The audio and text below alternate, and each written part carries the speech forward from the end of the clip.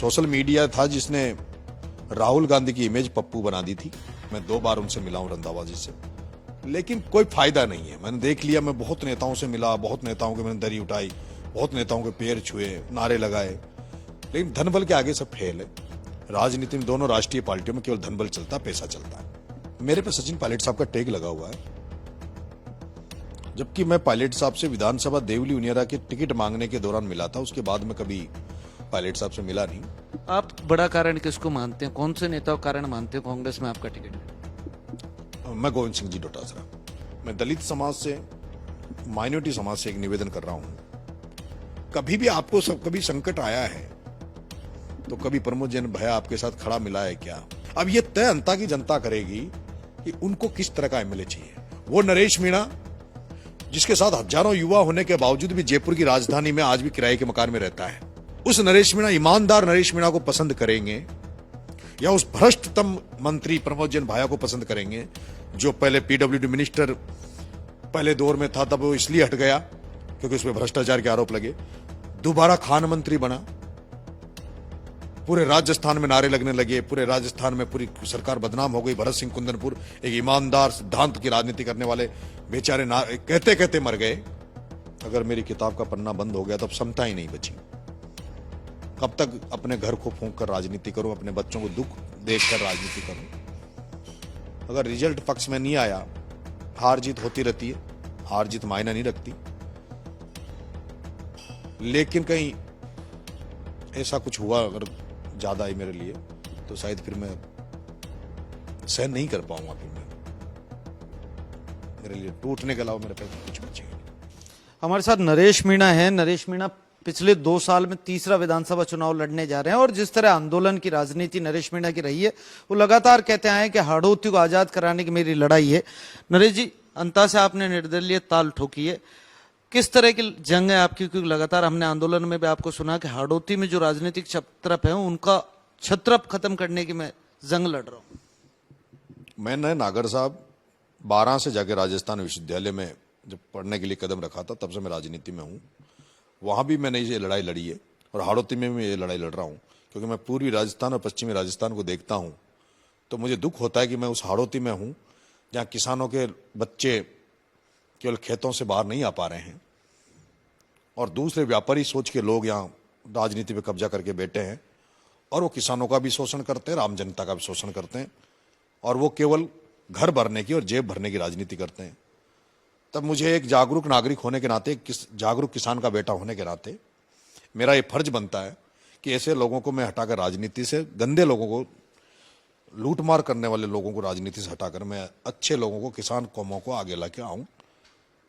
और अभी जब अंता में उपचुनाव हो रहा है, वहां भी इस तरह का उदाहरण आया है कि एक किसान का बेटा जो एमएलए था भारतीय जनता पार्टी से, उसको किस तरह से कांग्रेस और बीजेपी के इन्हीं व्यापारी सोच के लोगों ने मिलकर उसकी राजनीतिक हत्या की, उसको जेल भेज दिया, उसकी विधानसभा से निलंबित कर दिया।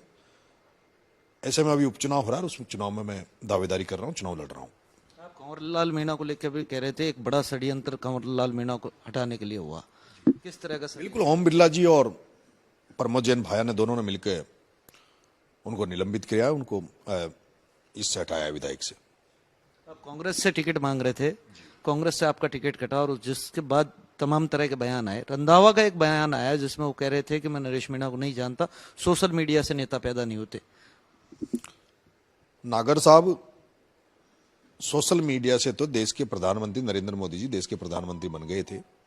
सोशल मीडिया था जिसने राहुल गांधी की इमेज पप्पू बना दी थी।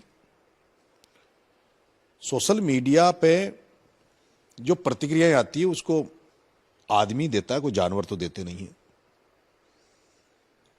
रंधाबाजी भी शायद सोशल मीडिया चलाते होंगे, मेरे हिसाब से उनका भी कोई आईडी चलती होगी, वो अपने आईडी को बंद कर दे। अगर उनको सोशल मीडिया पे भरोसा नहीं है, सोशल मीडिया को वो मतलब कोई काम की चीज नहीं मानते, तो उनको कर देना चाहिए। वो कहते हैं नरेश मीणा मेरे से कभी मिला नहीं, उसके भी सोशल मीडिया पे वीडियोज लोग आजकल कोई भी चीज छुपी नहीं हो सकती कैमरे से, और कैमरा आपको जो भी है उसको पुराने समय से निकाल के ले आते हैं। उनको सामने वीडियो भी आ गई कि भाई मैं 2 बार उनसे मिला हूं रंधावा जी से, लेकिन कोई फायदा नहीं है। मैंने देख लिया, मैं बहुत नेताओं से मिला, बहुत नेताओं के मैंने दरी उठाई, बहुत नेताओं के पैर छुए, नारे लगाए, लेकिन धनबल के आगे सब फेल है। राजनीति में दोनों राष्ट्रीय पार्टियों में केवल धनबल चलता, पैसा चलता है। आपने जो विधानसभा चुनाव लड़ा था छबड़ा से, उसमें 45,000 वोट मिले। उसके बाद आपने देवली उनियारा चुनाव लड़ा, 60,000 वोट मिले। अब अंता से ताल ठोक रहे हैं। क्यों नहीं नजर आई कांग्रेस को आपकी के पीछे खड़ी भीड़? क्योंकि घर से 400-500 किलोमीटर। मैं इसमें एक नागर साहब एक कारण ये भी मानता हूं सचिन पायलट साहब का। मेरे पे सचिन पायलट साहब का टैग लगा हुआ है, जबकि मैं पायलट साहब से विधानसभा देवली उनियारा के टिकट मांगने के दौरान मिला था। उसके बाद में कभी पायलट साहब से मिला नहीं। लेकिन मुझे पायलट साहब की राजनीति करने का तरीका, पायलट साहब की राजनीति का जो नेचर है वो मुझे पसंद है, और मेरा भी ये रहता है कि भाई हम भी इस तरह चले। इसी बात को लेकर लोगों में संशय रहता है कांग्रेस में कि कहीं सचिन पायलट, नरेश मीणा मजबूत हो जाएगा तो सचिन पायलट मजबूत हो जाएगा। मुझे जिस जल्दबाजी में टिकट इस बार प्रमोद जैन भाया को दिया है, उसका मुझे ऐसा लगता है कि उसका कारण सिर्फ यही था कि राहुल गांधी जी विदेश में थे और उनको लगा कि कहीं राहुल गांधी जी देश में रहें और ये सारे लोग, क्योंकि मेरे को भी, मैं नाम नहीं बताऊंगा, लेकिन कांग्रेस में भी बड़े एक राष्ट्रीय लेवल पे मेरी मदद करने के लिए लोग तैयार थे। मुझे एससी प्रकोष्ठ, जो राष्ट्रीय एससी प्रकोष्ठ के अध्यक्ष थे, उन्होंने दिल्ली बुलाया था कि भाई आप आ जाओ, राहुल गांधी जी से आपको मुलाकात करवा देंगे। मुझे लगता है कि उनको लगा कि ये कहीं ऊपर से राहुल गांधी जी के पास इसकी बात नहीं पहुंच जाए, और राहुल गांधी जी जिस तरह से यूथ की बात करते हैं, आदिवासियों की बात करते हैं, उसको टिकट नहीं देते, इसलिए जल्दबाजी में टिकट भाया का किया। और उसमें मेरे को तो ये लगता है कहीं ना कहीं कि भाई वो साजिश ही केवल ये थी, भाई सचिन पायलट, नरेश को टिकट मिलता है तो सचिन पायलट मजबूत होगा, तो उसको रोकने के लिए क्या होगा। आप बड़ा कारण किसको मानते हैं? कौन से नेता का कारण मानते हैं कांग्रेस में आपका टिकट? मैं गोविंद सिंह जी डोटासरा। अशोक गहलोत जी का भी ट्वीट आया था, उस समय हम देख रहे थे, आपको लेके एक बयान उन्होंने दिया कि नरेश लंबी रेस का घोड़ा है, लेकिन उसे धैर्य रखना चाहिए, और मैं उन्हें सलाह देता हूं कि उनका भविष्य उज्जवल है, वो धैर्य रखें। देखो, गहलोत साहब ने मुझे अनशन पे था तब भी मेरे को धरना अनशन तोड़ने की अपील की थी और मेरे को शुभकामनाएं दी थी, तब मैंने भी उनका धन्यवाद ज्ञापित किया था। और गहलोत साहब से मैंने ये था भाई अब आदरणीय गहलोत साहब का आशीर्वाद मुझे मिलेगा। फिर अभी जब उन्होंने ये पोस्ट डली थी, भाई नरेश बोला था कि भाई नरेश को गुस्से पे ठंडा रखना चाहिए, तो जी न्यूज पे मेरा एक इंटरव्यू था, उसमें मैंने कहा था कि मैं उनका आदर करता हूं और आदर करते हुए गहलोत साहब की सलाह को मैं मानूंगा। लेकिन मुझे विश्वास था कि हो सकता है अपने टिकट पे कोई चर्चा भी होगी, लेकिन बिना कोई चर्चा किए, बिना कोई ग्राउंड सर्वे किए, बिना कुछ पूछे और अचानक से टिकट डिक्लेयर कर दिया। कांग्रेस में तो तमाम गुटबाजी का आप कह ही रहे हैं, मैं गुटबाजी के शिकार हो गया, इस वजह से मेरा टिकट कटा। लेकिन सुनने में आ रहा है बीजेपी में भी लेकर आपको बड़ी चर्चा है कि यहाँ अंता को जो टिकट है वो इस दृष्टिकोण से दिया जा सकता है कि नरेश विधानसभा बना। देखो, बीजेपी ने मुझे भी ऑफर किया था और शायद मैं डन कर देता, हाँ कर देता, तो मेरा टिकट कभी का फाइनल हो चुका होता। लेकिन मैंने कह रखा है कि भाई मैं भारतीय जनता पार्टी में कभी जीते जी नहीं जाऊंगा। लेकिन मुझे ऐसा लग रहा है, क्योंकि मैंने बार बार जो सामाजिक जागृति लाने का प्रयास किया है, हाड़ौती में किसान जागृति लाने का प्रयास किया है, मैं अभी भी कह रहा हूं कि सैनी जी का माली समाज का, क्योंकि बनता है कि माली समाज को टिकट मिलना चाहिए जिस तरह से उनकी संख्या है।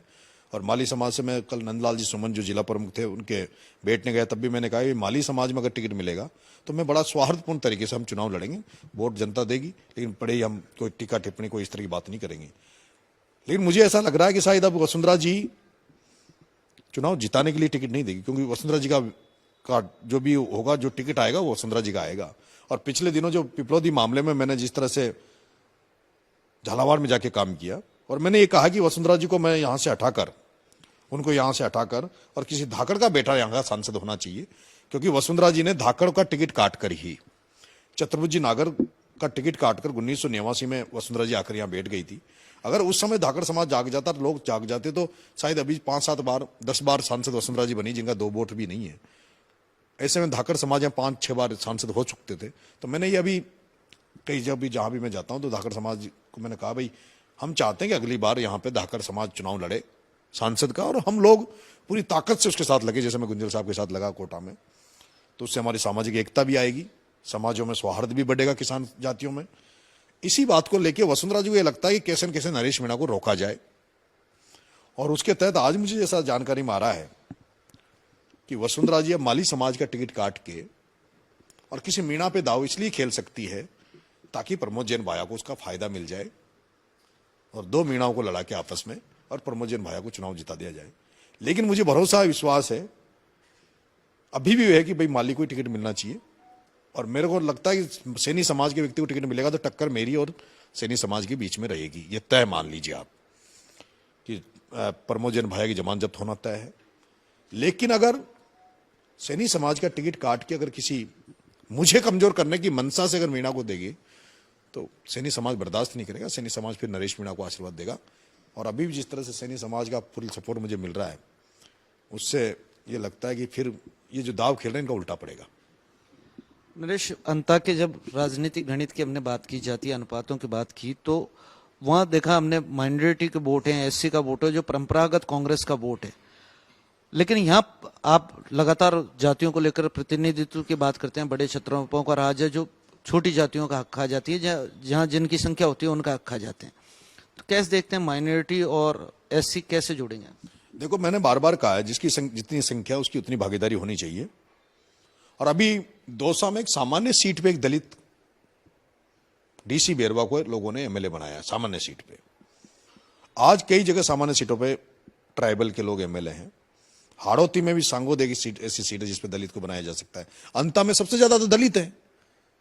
अंता में माली भी सेकंड नंबर पे है, सबसे ज्यादा एससी है। लेकिन एससी को तो कांग्रेस क्या देती है? केवल वोट बैंक को, वोट बैंक मानती है उनको, वो मानती है। इसी तरह से मुस्लिम को ले लो आप, मुस्लिम समुदाय पूरी तरह से कांग्रेस को वोट कास्ट करता है। लेकिन हाड़ौती में एक टिकट मुस्लिम समुदाय को दिया जाता है और 3 बार से दिया जा रहा है। लेकिन दिया किस जगह जा रहा है? जहां मुसलमानों की वोट ही नहीं है, जहां जो बीजेपी का गढ़ है। जहां मुस्लिमों के वोट है कोटा उत्तर में, जहां शांति धारीवाल जी चुनाव लड़ते हैं, वहां 70,000 माइनॉरिटी है, 10-15,000 एसटी है, 50,000 एससी है। वहां सेफ जोन है, सेफ जोन है, सेफ सीट है।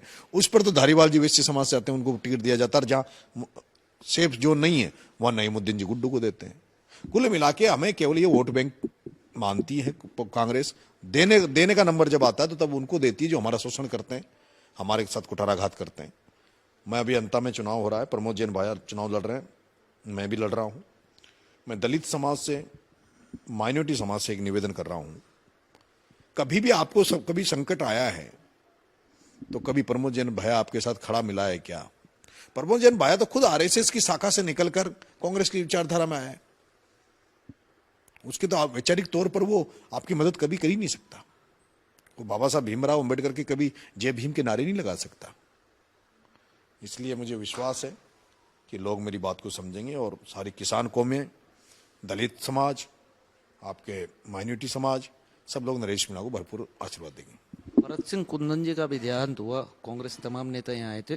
भरत सिंह कुंदन जी ने लंबे समय प्रमोद जैन भाया के खिलाफ मोर्चा खोला और उसी प्रमोद जैन भाया को कांग्रेस ने यहाँ कैंडिडेट बनाया। दूसरी तरफ आप जब टिकट मांग रहे थे तो कांग्रेस के कुछ नेताओं का आपके चरित्र को लेकर बयान आया था, तो उस पर किस तरह? देखो नागर साहब, 2 चीजें हैं। मैंने 12 को गौरवान्वित करने का काम किया राजस्थान में। मैंने ऐसा कोई काम नहीं किया जो मेरा परिवार, मेरा घर, मेरा क्षेत्र, मेरे जिले को कभी नीचा देखना पड़ा हो। आज 12 का व्यक्ति अगर राजस्थान देश के किसी भी कोने में जाके जाएगा, कोई यात्रा पे, धार्मिक यात्रा पे जाए, कहीं घूमने जाए, वो अगर ये कहेगा कि नरेश मीणा हमारे 12 का, तो उनको गौरवान्वित महसूस होगी। और दूसरी तरफ प्रमोद जैन भाया के नाम पर अगर 12 का व्यक्ति कोई जाकर जयपुर में या कहीं भी जाकर ये कहेगा कि प्रमोद जैन भाया हमारा यहाँ का है 12 का, तो जनता कहेगी वही तो नहीं है जिसके नारे लगते हैं कि भाया रे भाया खूब खाया, जिसका प्रधानमंत्री नारे देके गया कि एक ऐसे व्यक्ति को वोट दे रहे हो जिसने पूरा राजस्थान खा गया, पूरी खाने खा गया, गौशाला खा गया, जिस पे 28 मुकदमे इस बात के लगे कि भ्रष्टाचार के, लोगों को ठगने के। वो भाया जो जब भी राजनीति में प्रतिनिधित्व की बात आती है तो 3 बार अपने घर वालों को सांसद का चुनाव लड़ाता है, खुद लड़ता है, खुद की लुगाई को लड़ाता है। वो प्रमोद जैन भाया जो जिला प्रमुख बनने का नंबर आया तो उपेंद्र शर्मा को हरवा कर एक वोट को चोरी कर अपनी घरवाली उर्मिला जैन को जिला प्रमुख बना देता है। वो प्रमोद जैन भाया जो यूथ कांग्रेस का नंबर बनने का था तो कोई अच्छा लड़का यूथ कांग्रेस का जिला अध्यक्ष बनता तो उसकी जगह यूथ कांग्रेस के पद पर अपने बेटे को, यश भाया को बिठा देता है। एमएलए बनो तो प्रमोद जैन भाया, सांसद लड़ो तो प्रमोद जैन भाया की घरवाली, यूथ कांग्रेस का जिला अध्यक्ष बनो तो प्रमोद जैन भाया की। तब ये जो धाकड़, माड़ी, मीणा, गुजर, ये बाकी जो समाज है, वो जो प्रमोद जैन भाया के नारे लगाते हैं, उसके दंडवत करते हैं, उनको क्या दे रहा है प्रमोद जैन भाया? पैसा भी खुद कमाए, जिला कार्यालय कांग्रेस का कार्यालय भी घर में चलाए, ताकि उससे जो वैचारिक मतभेद रखते हैं, जो उससे वैचारिक तौर पर नहीं मिलते, वो उसके घर नहीं जा सकते कांग्रेस की मीटिंग में। अब ये तय अंता की जनता करेगी कि उनको किस तरह का एमएलए चाहिए। वो नरेश मीणा जिसके साथ हजारों युवा होने के बावजूद भी जयपुर की राजधानी में आज भी किराए के मकान में रहता है, आज भी किराए के मकान में रहता है। एक गांव मेरे जाके देखें स्थिति क्या है।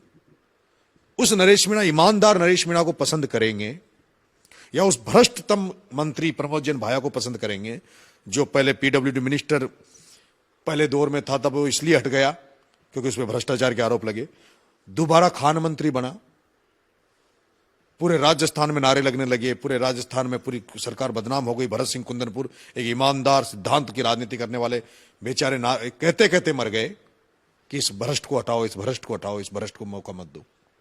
अब ये जनता तय करेगी। अगर उनको भरत सिंह जी कुंदनपुर को अगर सच्ची श्रद्धांजलि अंता की जनता को देनी है, हाड़ौती की जनता को अगर भरत सिंह कुंदनपुर पसंद है, मैं ये कहूंगा कि उनकी जो अंतिम क्रियाक्रम में भरत सिंह जी क्रियाक्रम में मैं गया था, हजारों लोग उसमें शामिल हुए थे। अगर वो भरत सिंह जी के अंतिम क्रिया में जो लोग शामिल हुए थे, उनको ये लगता है कि भरत सिंह जी की को जिंदा रखना, वहां नारे लग रहे थे, जब तक सूरज चांद रहेगा भरत सिंह जी अमर रहेंगे, भरत सिंह अमर रहेंगे। मैं उन नारे लगाने वालों से कहूंगा, आपका सपना पूरा करूंगा, भरत सिंह के सपने को पूरा करूंगा, भरत सिंह के पद चिन्हों पे चलूंगा। आप तमाम भरत सिंह जी को मानने वाले लोग अंता की धरती पे आ जाओ और इस प्रमोद जैन भाया की जमानत जब्त करा दो। 14 तारीख को नामांकन करेंगे। आपने एक, मैं सोशल मीडिया पे आपका लाइव देख रहा था, उसमें आपने अपने समर्थकों से राय मांगी थी कि किस पार्टी के साथ जुड़ के आपको आगे की राजनीति करनी चाहिए। क्या रेस्पॉन्स मिला, किन किन लोगों ने संपर्क किया?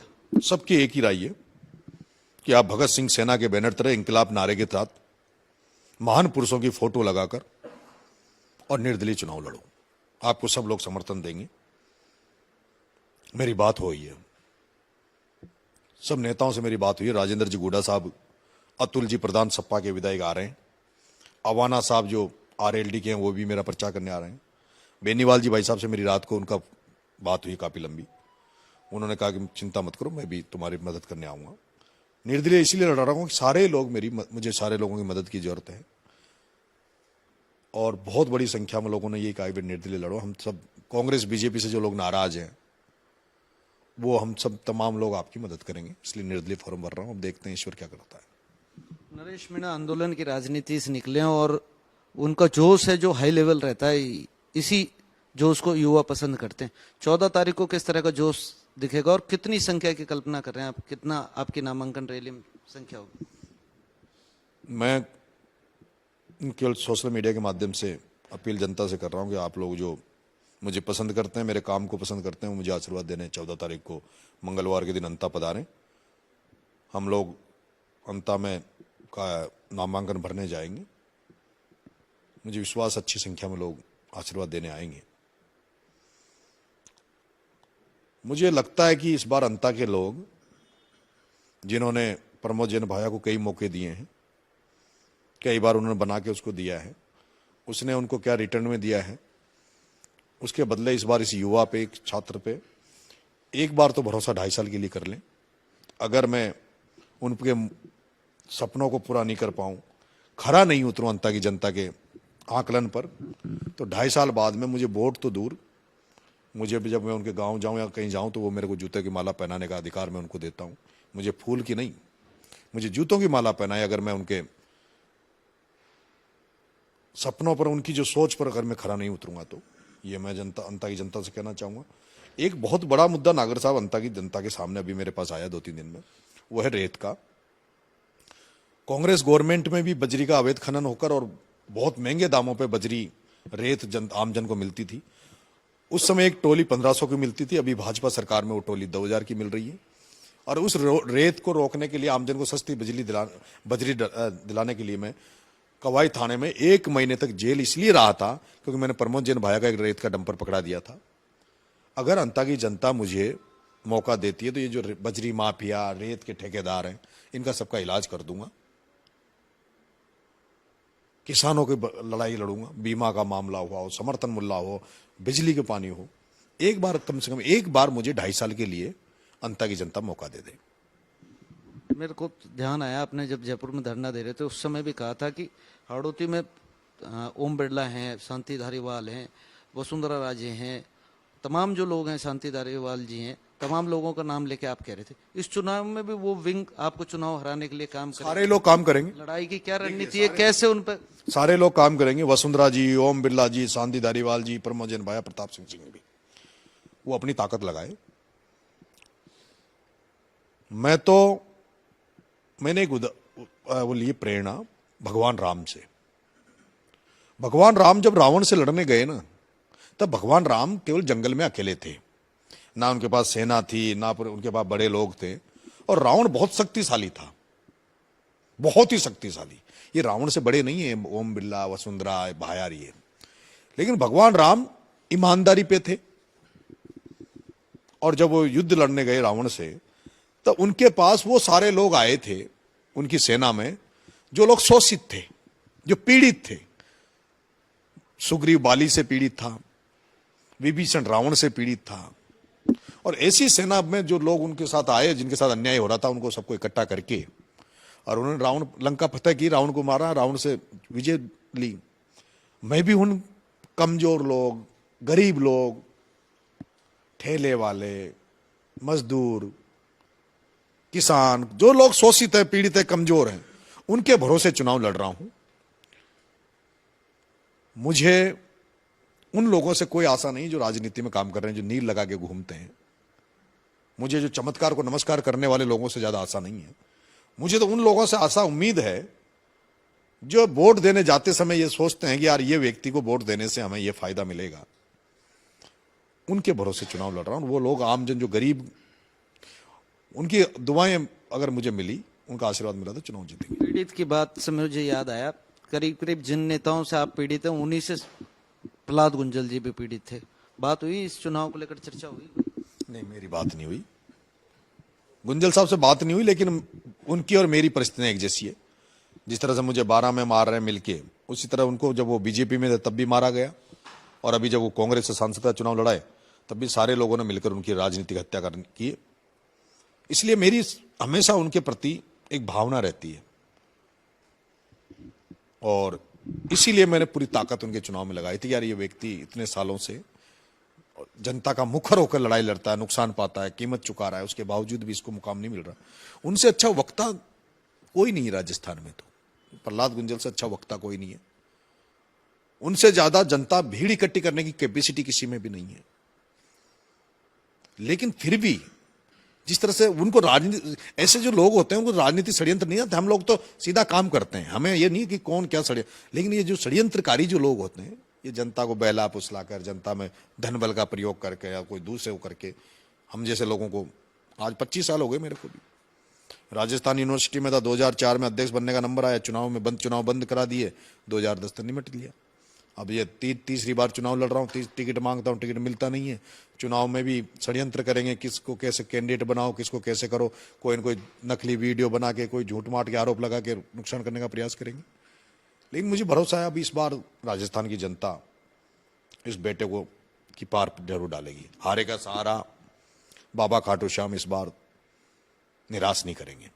एक अंतिम सवाल, तमाम जो आपके राजनीतिक प्रतिद्वंदी हैं, उनकी एक रणनीति ये भी है कि नरेश मीणा लगातार 2 चुनाव हार चुका है, तीसरी बार चुनाव हार जाएगा तो अपने घर बैठ जाएगा, या आंदोलन की राजनीति खत्म कर देगा, या भविष्य में जो बात कही आपने 2028 की आपकी जो लड़ाई है उसको कमजोर करने वाली रणनीति तो नहीं है? देखिए, मेरे प्रतिद्वंदी नहीं, मीणा 2008 चुनाव हार भी जाता है तो फिर आगे नरेश मीणा की। नागर साहब, मेरे प्रतिद्वंदी एकदम सही सोच रहे हैं, और यही बात मैं खुद भी सोच रहा हूं। छबड़ा के लोगों ने आशीर्वाद दिया, देवली के, अगर कहीं न कहीं अंता के लोगों ने निराश कर दिया, मैं ऐसे जगह खड़ा हूं आज, या तो मेरी किताब का पन्ना बंद हो जाएगा और या इतिहास बनाया जाएगा। अगर मेरी किताब का पन्ना बंद हो गया तो अब समता ही नहीं बची। कब तक अपने घर को फूंक कर राजनीति करूं, अपने बच्चों को दुख देखकर राजनीति करूं? शरीर भी अब धोखा सा देने लगा है, शरीर थकान महसूस होने लगी जब से मैं अनशन से उठा हूं, भूख हड़ताल से। 15 दिन की भूख हड़ताल जब से मैंने की है, तब से मेरा ऐसा लगता है कि शरीर में ताकत नहीं बची। लेकिन जनता को देखकर, लोगों का प्यार देखकर एक मन में थोड़ा ऊर्जा आती है, करंट आता है, इसलिए चल रहा हूं। अगर रिजल्ट पक्ष में नहीं आया, हार जीत होती रहती है, हार जीत मायना नहीं रखती, लेकिन कहीं ऐसा कुछ हुआ अगर ज्यादा ही मेरे लिए तो शायद फिर मैं सहन नहीं कर पाऊंगा। फिर मैं, मेरे लिए टूटने के अलावा मेरे पास कुछ बचेगा नहीं। तो ये थे हमारे साथ अंता से निर्दलीय प्रत्याशी नरेश मीणा, जिन्होंने तमाम राजनीतिक चर्चा हमारे साथ की। साथ ही साथ आपको बता दें, अंता विधानसभा जो उपचुनाव है वो हॉट सीट बनी हुई है और पूरे देश और प्रदेश की इस पर नजर है। प्रमोद जैन भाया को कांग्रेस ने यहाँ से उम्मीदवार बनाया और नरेश मीणा का टिकट काटा गया था। तो नरेश मीणा का कहना है कि गहलोत और पायलट गुट के जो नेता थे उनकी आपसी लड़ाई में मेरा टिकट कटा, कहीं न कहीं मुझे राजनीतिक नुकसान हुआ। दूसरी तरफ उन्होंने कहा कि हाड़ौती को स्वतंत्र कराने की मेरी लड़ाई है। तमाम जो राजनीतिक छत्रप हैं जिन्होंने वर्षों हाड़ौती का शोषण किया है, आने वाले विधानसभा चुनाव में जनता उन्हें मौका देती है तो उस छत्रपों की राजनीति को खत्म कर हाड़ौती को आजाद कराएंगे। लोकेश नागर, रिपोर्ट भारत, जयपुर।